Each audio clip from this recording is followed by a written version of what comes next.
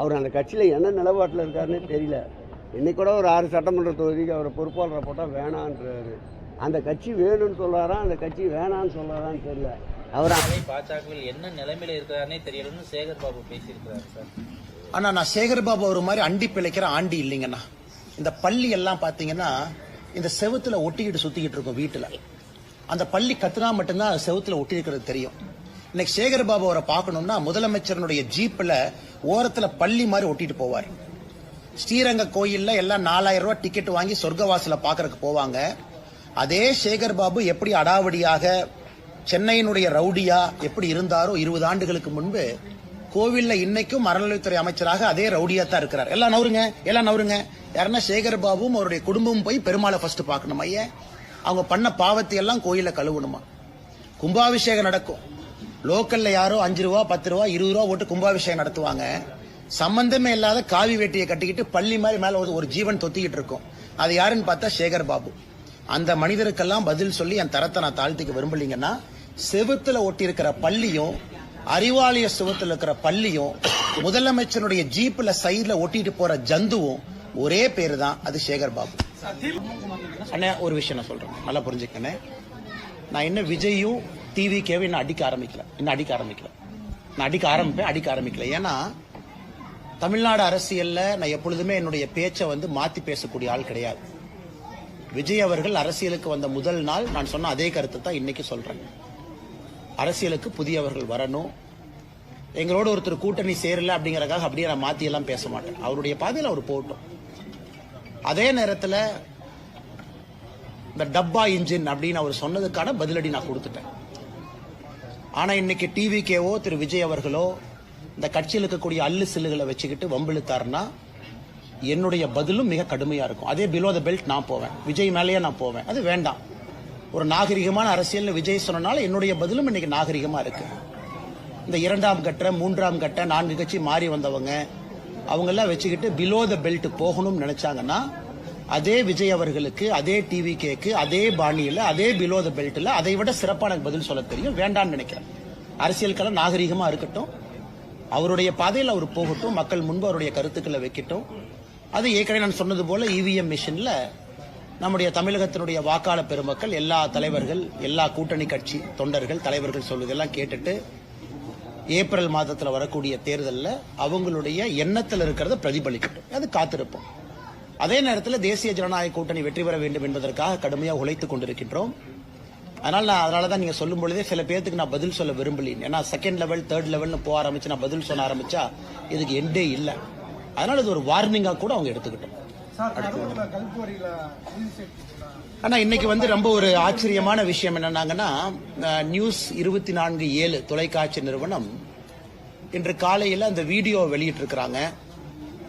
அந்த வீடியோவை பார்க்கும் பொழுது அந்த சம்பந்தப்பட்ட எம்எல்ஏ திரு பழனியாண்டி அவர்கள் நேரடியாக அங்க இருக்கிறாங்க. காவல்துறை இருக்கிற மாதிரி எனக்கு தெரியுது.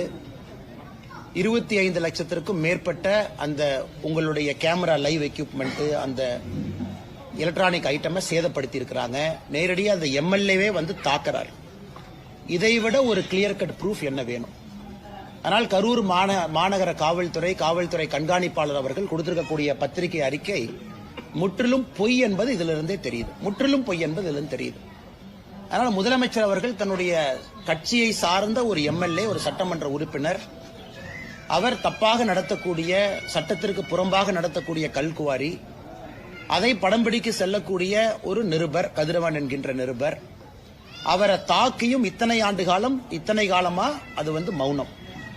இன்னைக்கு அவங்கெல்லாம் பணம் கேட்டு எங்களை பிளாக்மெயில் பண்ணாங்க, அதனால நாங்க இன்னொரு செக்ஷனை போட்டு இந்த ரிப்போர்ட்டர் தூக்கி உள்ள வைக்கட்டுமா அப்படிங்கிற ஒரு நெரேட்டிவும் செட் பண்றதுக்கு ஒரு கும்பல் கிளம்பி இருக்கு. இதெல்லாம் தமிழக முதலமைச்சர் நேரடியா தலையிடணும். இதையெல்லாம் முளையிலே கிள்ளி எறியணும். அவருடைய கட்சி எம்எல்ஏவின் மீது அவர் நடவடிக்கை எடுத்தார்னா தமிழகத்தில் சட்டம் ஒழுங்கு இருக்குன்னு நம்ம நம்பலாம். ஆனா கடந்த 4.5 ஆண்டுகள்ல பார்க்கும் பொழுது தமிழகத்தில் அதிகமா சட்டம் ஒழுங்கு பிரச்சனை உருவாக்குவதே திமுக காரங்க தான். ஒன்னு திமுக காரங்க நிறைய இடத்துல கஞ்சா விட்டு மாற்றாங்க, அல்லது எம்எல்ஏவை போன்றவர்கள் நேரடியா களத்தில் இறங்கி ரிப்போர்ட்டரை தாக்குறாங்க.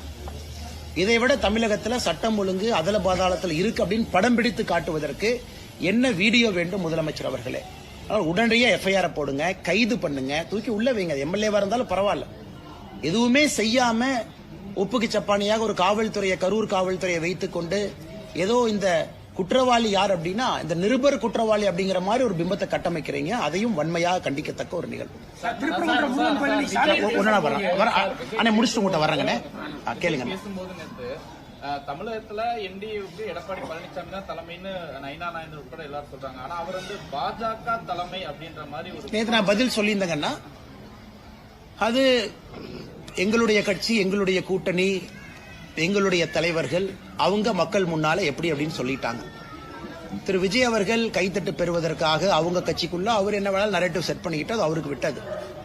அதனால் தமிழக மக்கள் எல்லோருக்குமே தெரியும் யார் இன்னைக்கு முதலமைச்சரா இருக்கிறாங்க, எதிர்க்கட்சி தலைவரா யார் இருக்கிறாங்க, தேர்தலுக்கெல்லாம் எப்படி இருக்குன்னு.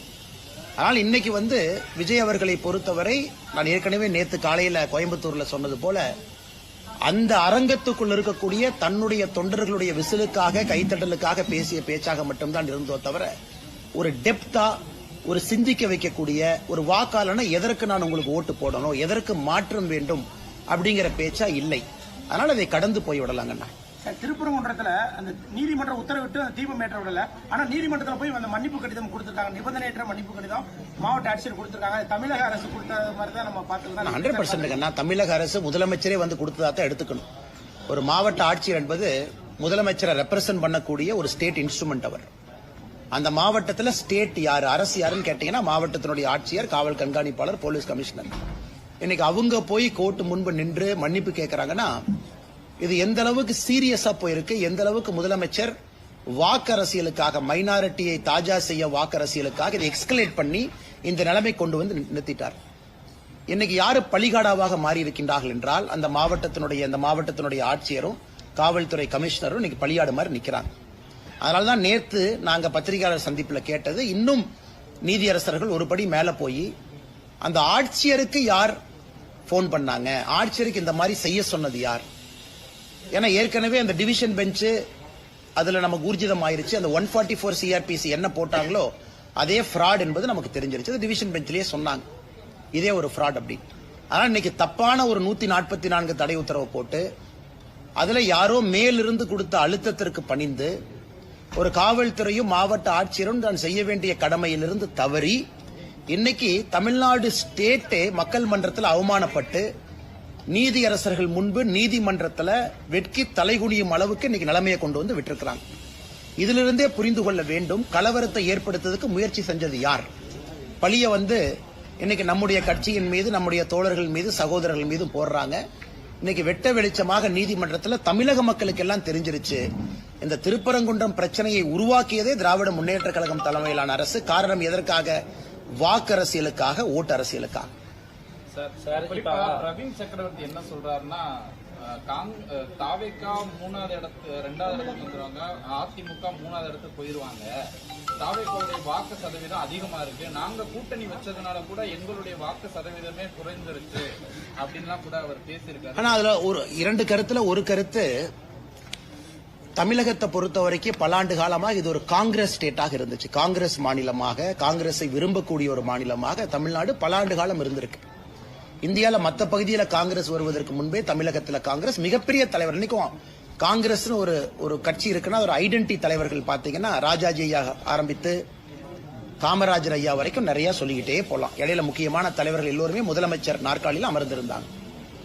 இன்னைக்கு அந்த காங்கிரஸ் கட்சி எப்படி இருக்குன்னா திரு பிரவீன் சக்கரவர்த்தி அவர்கள் பிரதிபலிக்கக்கூடிய காங்கிரஸ் கட்சியா இருக்கு. கூட்டணி ஒரு பக்கம், ஆசை இன்னொரு பக்கம். டெல்லியை பார்த்துக்கிட்டு இருக்கிறாங்க. டெல்லியிலிருந்து வரக்கூடிய தலைவர்களுடைய எண்ணம் வேறு மாதிரி இருக்கு, காங்கிரஸ் கட்சியினுடைய எண்ணம் வேறு மாதிரி இருக்கு. ஆனா இன்னைக்கு பாத்தீங்கன்னா காங்கிரஸ் கட்சி தமிழகத்தினுடைய தலைவருடைய நிலம் எப்படின்னா, தன்னுடைய சொந்த கட்சியை சார்ந்த ஒருவர் தனியார் தொலைக்காட்சி நிறுவனத்துக்கு பேட்டி கொடுத்து இவங்க வளர்ந்துட்டாங்க, திமுக வளர்ந்துச்சுன்னு எங்கேயுமே சொல்ல, திமுக ஆட்சிக்கு வரணும் எங்கேயுமே அவர் சொல்லல. அவர் மீது நடவடிக்கை கூட எடுக்க முடியாத நிலைமையில தான் தமிழக காங்கிரஸ் கட்சியினுடைய தலைவர் உட்கார்ந்து இருக்கிறார். பத்திரிகை நண்பர்கள் ஏன் நடவடிக்கை எடுக்கலன்னு கேட்டா, நான் டெல்லிக்கு அனுப்பியிருக்கேன், டெல்லியில முடிவு பண்ணுவாங்க. அதாவது ஒரு கட்சியில ஒரு தொண்டனின் மீது ஒரு நடவடிக்கை எடுக்க கூட முடியாத ஒரு மாநில தலைவராக இருக்கக்கூடிய காங்கிரஸ் கட்சி இன்னைக்கு எதற்கும் டெல்லியை பார்த்து எதிர்பார்த்துக் கொண்டிருக்கின்றார்கள். இந்த ஒரு காரணத்துக்காகத்தான் காங்கிரஸ் அழிஞ்சிச்சு. தமிழகத்தில் இருந்த பவரை தூக்கி டெல்லியில கொடுத்தாங்க. கர்ம வீரர் காமராஜரையை எப்படி இங்க ஆட்சியை நடத்தினாங்க. அதன் பிறகு இந்திரா காந்தி அம்மையார் டேக் ஓவர் பண்ணதுக்கு அப்புறம் கர்ம வீரர் ஐயாவை தோற்கடிக்க வேண்டும் என்கின்ற ஒற்றை காரணத்திற்காக 1972 தேர்தலில் திராவிட முன்னேற்ற கழகத்தினுடைய கூட்டணி 234 தொகுதியில ஒரு தொகுதியும் கூட காங்கிரஸ் நிக்காம 1972 பாதி பாராளுமன்ற தொகுதியில காங்கிரஸ் நின்னாங்க. அன்னைக்கு ஆரம்பிச்ச வீழ்ச்சி காங்கிரஸ் இங்க இருக்கு. நான் காங்கிரஸ் கட்சியை பத்தி கமெண்ட்ரி கொடுக்க வேலை என் வேலை இல்லைங்கண்ணா. ஆனால் நிச்சயமாக காங்கிரஸ் கட்சியினுடைய வீழ்ச்சி தமிழகத்தில். ஆனா இன்னும் அவங்க பாருங்க 63 சீட் காங்கிரஸ் நின்னாங்க 2011. அதன் பிறகு 40 சில்லற சீட்டுக்கு வந்தாங்க. அதன் பிறகு 25 சீட்டுக்கு வந்துட்டாங்க. 60 சீட்ல நின்ன ஒரு கட்சி அதே திமுக கூட்டணியில வெறும் 10 ஆண்டுகள்ல இன்னைக்கு 25 சீட்ல வந்து நிக்குது. ஆனாலும் காங்கிரஸ் கட்சி இன்னைக்கு பேசும் பொருளா இருக்கு. காரணம், தேவையில்லாம பிரதமர் மீது வைக்கக்கூடிய அவதூறான பேச்சுக்கள் எல்லாம், பாராளுமன்றத்தில் ராகுல் காந்தி அவர்கள் செய்யக்கூடிய சில தேவையில்லாத விஷயங்கள் எல்லாம். அதனால இன்னைக்கும் பிரவீன் சக்கரவர்த்தி அவங்க சொல்றத சொந்த கருத்துன்னு தான் காங்கிரஸ் சொல்ல போறாங்க. அவர் சொந்த கருத்துங்க. ஆனா கேட்டா all India data analytics wing head அப்படிம்பாங்க. அதனால இது காங்கிரஸ் கட்சிக்கான பிரச்சனை. காங்கிரஸ் கட்சி எப்படி இருக்கு அப்படிங்கிற மக்கள் மன்றத்தில் என் கருத்தாக இதை நான் வைக்கின்றேன். ஓபிஎஸ் அவர்கள் வர்றதுக்கு எதுவும் வாய்ப்பு இருக்கா சார்? நீங்க வந்து அவரோட ரொம்ப தொடர்பு இருந்தீங்க, நல்ல தொடர்புல. இப்ப அவர் தனிச்சுடப்பட்ட மாதிரி தெரியுது. அவர் வர யாரும் தனித்தல்ல எங்கேயும் போகலீங்கன்னா காலம் இருக்கிறது, காத்திருங்கள், பொறுமையா இருங்க, எல்லாம் நல்லதாக நடக்கும். தமிழகத்தில் 2026 திராவிட முன்னேற்ற கழகத்தினுடைய ஆட்சி தூக்கி எறியப்பட வேண்டும் என்று மக்கள் தெளிவாக நினைக்கின்றார்கள், விரும்புகின்றார்கள். அதற்கு என்ன நடக்கணுமோ அது நடக்குங்க. கனிமொழி எம்பி வந்து சொல்லியிருந்தாங்க, நாங்க ஆட்சிக்கு வந்தோம்னா டாஸ்மாக் கடையில மூடுவோம், மதுவில கொண்டு வரோம். கிழிச்சாங்க. அண்ணே கனிமொழி அவர்கள் நல்ல ஒரு மனநிலை மருத்துவரை போய் பார்க்கணும். நல்ல மருத்துவரை போய் பார்க்கணும். அவருக்கு இந்த 15 வருஷம் வீடியோல கனிமொழி அக்காவுக்கு போட்டு காட்டணும். இந்த சில படத்துல பாத்தீங்கன்னா, ஏதோ ஒரு படத்துல பார்த்தேன், இந்த காலையில ஒரு உயிர், நைட்டு ஒரு உயிர். ரெமோ, அம்பியன், அம்பி, அன்னியன் ஒரு கேரக்டர் அப்பப்ப மாறும். அந்த கேரக்டரா கனிமொழி அக்கா மாறிட்டாங்க. தேர்தல் வரும் பொழுது டாஸ்மார்க்க மூடுவேன், தேர்தல் நடந்து முடிந்த பிறகு எஸ்கேப்பு, அதன் பிறகு 5 ஆண்டுகள் கழித்து திமுகவினுடைய தேர்தல் வாக்குறுதி குழுவினுடைய தலைவி. நீங்க 2022 கொடுத்த வாக்குறுதியினுடைய வெள்ளை பேப்பரை கொடுங்கன்னா சிரிப்பாங்க, அதை பத்தி பேச மாட்டாங்க. அதனால கனிமொழி அவர்கள் எப்படி பேசுறாங்கன்னே தெரியல. அந்நியனா பேசுறாங்களா, அம்பியா பேசுறாங்களா, இல்ல ரெமோவா பேசுறாங்களான்னு தெரியாது.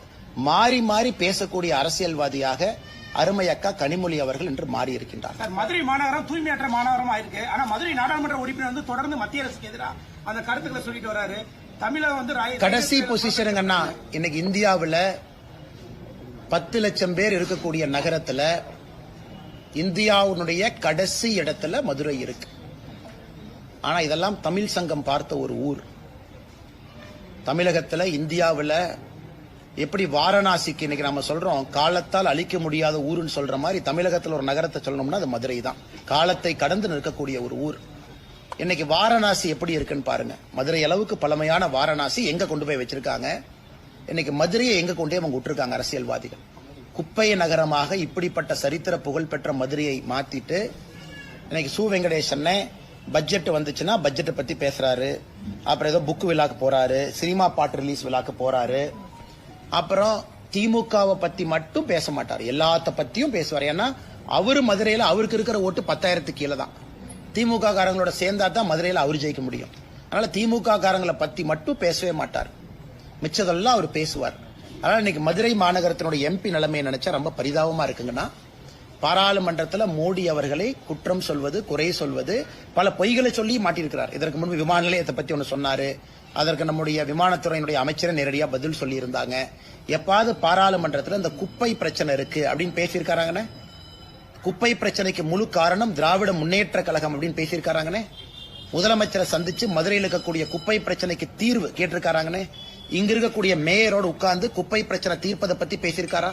ஆனா பேசுறதெல்லாம் China, America, Greenland, Antarctica, Siberia, அது வேற என்ன புதுசா ஒரு நாடு இருக்கும், அந்த நாடு தான். 3 மாதங்களா மேயர் இல்லாம இருக்கு சார் மதுரை மாநகராட்சி.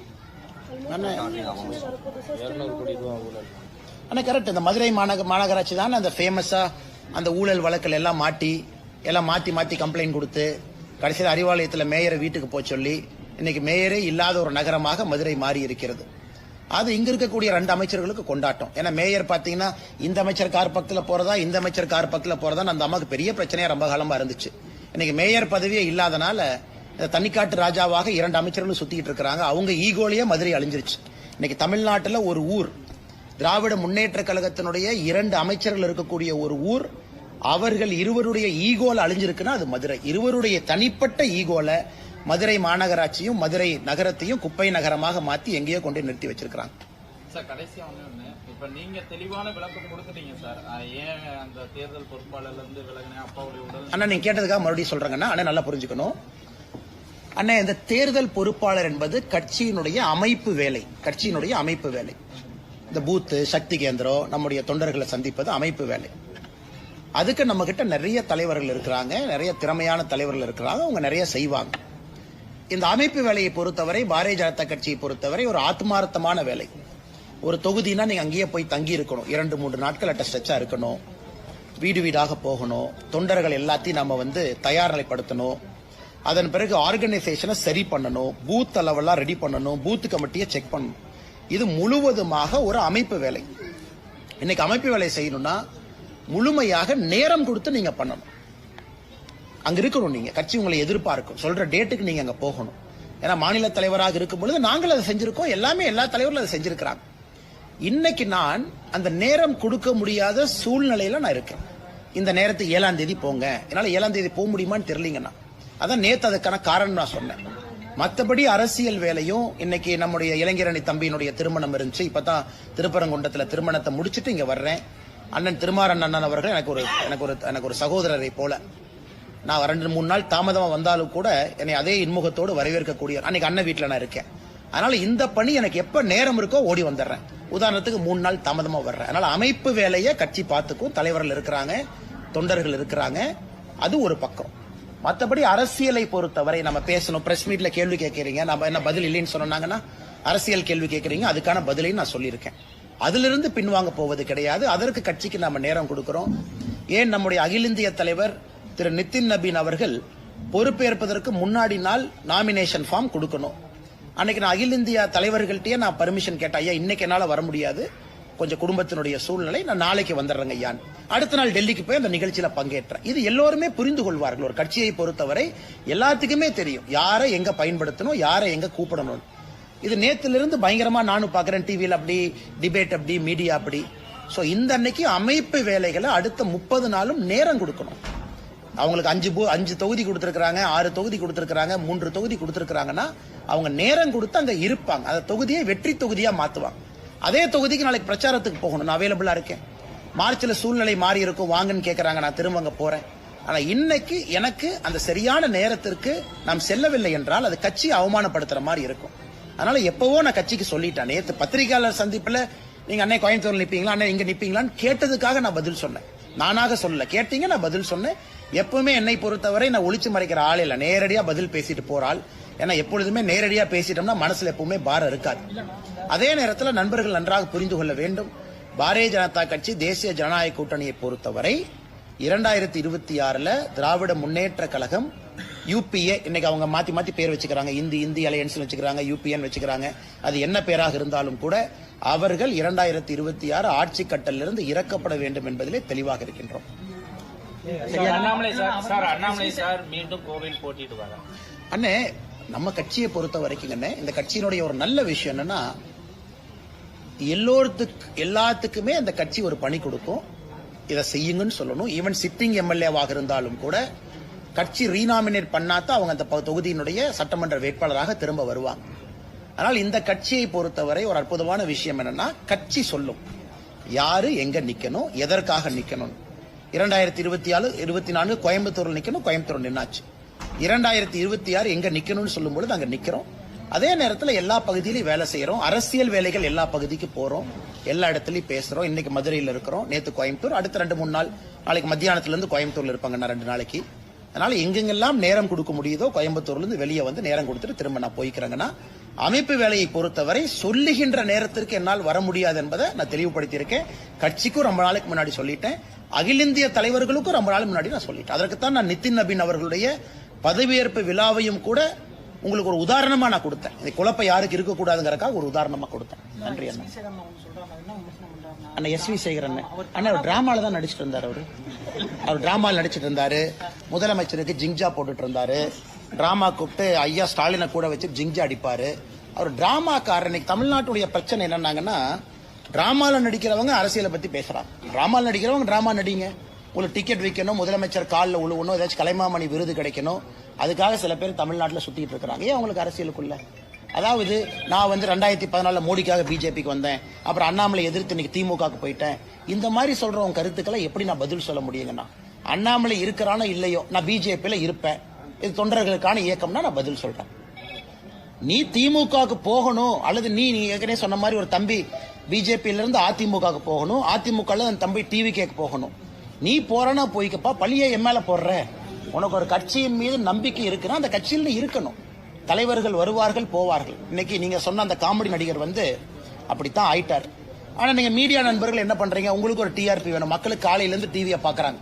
அண்ணாமலை என்ன எப்ப பார்த்தாலும் சீரியஸா பேசுவார், உலக அரசியல் பேசுவார், டேட்டா பேசுவாரு. அப்ப காமெடிக்கு ஒரு 2 பேர் வரணும். அவங்களையும் போட்டா தான் டிவி மக்கள் பார்ப்பாங்க. ஒரு காமெடி நடிகரை போட்டு எனக்கு அப்புறம் போடுறீங்க. அந்த காமெடி நடிகர் 2 கருத்து சொல்றாங்கன்னு மறுபடியும் என்கிட்ட கேட்கறீங்க. அதனால காமெடி நாடக நடிகரை காமெடியாவே வச்சுக்குவோம். இத்தனை நாளா பதில் சொல்ல நீங்க கேட்டதுக்காக சொல்றோம். அவரு கஷ்டப்பட்டு ஒரு டிக்கெட் 2 டிக்கெட்டை வித்துட்டு அப்படியே ஸ்டேஜில் நடிச்சுக்கிட்டோம். இன்னைக்கு ஒரு சீட்டுக்காக, ஒரு எம்எல்ஏ சீட்டுக்காக சில காமெடி நடிகர்கள் தமிழகத்துல, நாடக நடிகர்கள் பிச்சை எடுக்கக்கூடிய நிலையில ஆண்டவன் அவங்களை வச்சிருக்கான். ஆனா கேட்டா நான் அந்த கட்சியில் அப்படி இருந்தேன், அந்த கட்சியில் எம்எல்ஏவா இருந்தேன், அதுக்கப்புறம் பிஜேபிக்கு வந்து அதுக்கப்புறம் டிஎம்கேக்கு போனேன். நாடக கூடாரம் போல கட்சி கட்சியா மாறுறவங்களுக்கு எல்லாம் எப்படி நான் பதில் சொல்ல முடியுங்க? தேங்க்யூ.